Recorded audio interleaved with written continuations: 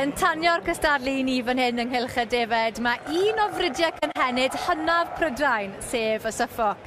A phwy well i'n harwen ni trwy'r cystadlu nag chyn enillydd gwobr goffa John Gittins am ei gyfraniad i'r diwydiant Defaid, Mr Andrew Jones fel unrhyw coman. Croeso ato ni, Andrew. Diolch yn fawr. Nawr te, i chi wedi cadw amrywiaeth eang o fridiau ar hyd eich oes. Be sy'n mor arbennig am y Suffolk?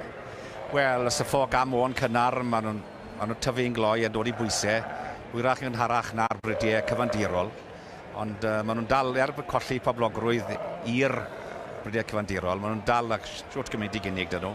Ac hefyd mae'r Suffolk fel bryd croes y ddafad a'r Suffolk croes, mae honno'n ddafad dda hefyd. A dyma'r hyn sy'n mynd ar y bridiau cyfandirol. A ni yn osbarth yr wy'n hyrddo nawr, a dyma chi restr hirfaith ohonyn nhw. A phob un yn bore teg yn edrych yn dda iawn yn dyn nhw. O, maen nhw'n cael eu paratoi'n broffesiynol. Mae'r sio hyn wedi mynd, mae'r paratoi'n broffesiynol iawn o'r. Mae blynyddoedd o fridio, misoedd o fwydo a wythnosau paratoi. Fel blodyn i agor, mae ar ei orau heddi'n dyfed. A hwnna mae'n caled, ydw e? Mae hwnna, mae'n arbenigedd, mae'n gelfyddyd. Dim ar chwarae bach, mae canw fel un yn y cylch. O, na. Ond beth dwi'n sylwi ar y Suffolk, mae'n asgwr yn gryf nhw a phen cryf. Ydy hwnna beth sydd angen ar y diwydiant erbyn heddi? Na, erbyn heddi fi ath y Suffolk y gollon o'r ffordd yn wedi dar Albanwyr. Mynd yr rhy grif a gormod asgwr a oedd y pen fel alarch yn mynd yn gweld. Yeah. Ond maen nhw wedi tywelu lawr o lle, achos oedd y drafferth wyna'r hyn i wedi, chi'n gweld. Ond erbyn hyn maen nhw wedi dod i'r lle.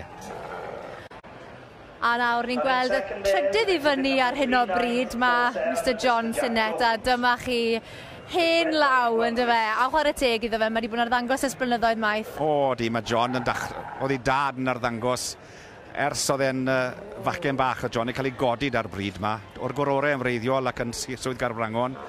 Wedi ennill, popeth sydd wedi ennill gyda'r Suffolk a gyda'r sio'r hyn o'r Lloegr pan oedd ni'n bri ar sio hon, wedi mynd a pencampwr a pencapwyr. Un o'r goreion, mae'n deall i ddefed y bridio.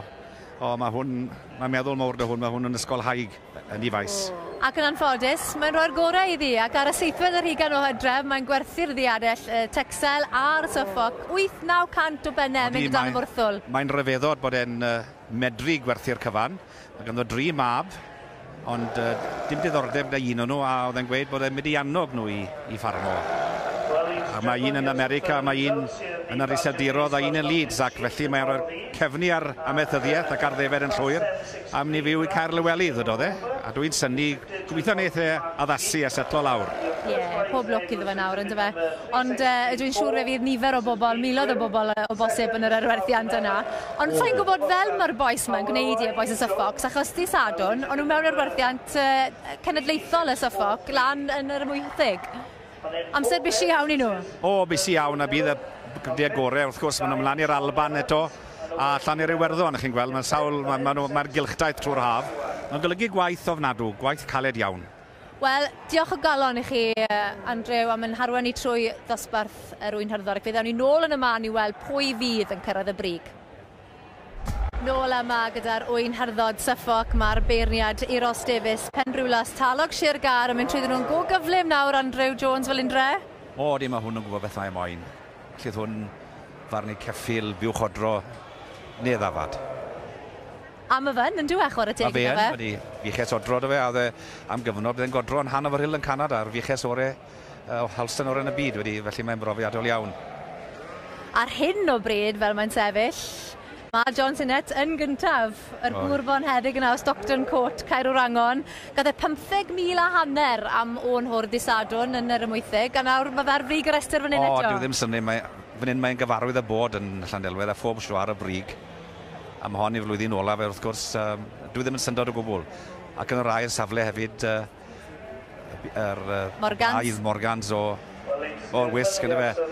A Roger Morgan wedi gollon i Roger Morgan rhyw flwyddyn yn ôl, felly braf gweld bod y braidd yn dal i arddangos.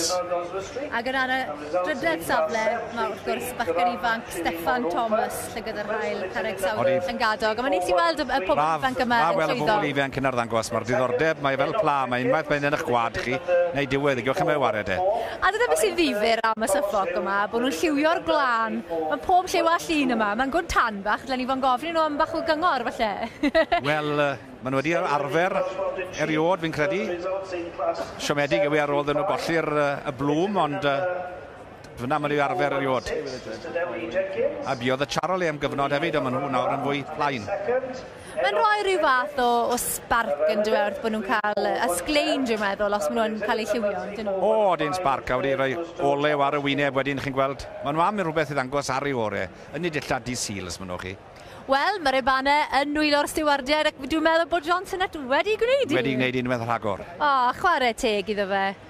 Arbennig o dda, yn cyrraedd y brig tro ar ôl tro. O, odi. Bydd ei chwyth ar ôl dda fe adael y diwydiant, gwed y gwir. Wel, diolch o galon i chi, Andrew. Na i nawr rithro draw i gael sgwrs gyda'r gŵr bonheddig yma, achos mae e'n gymeriad hefyd. Johnson, congratulations to you again.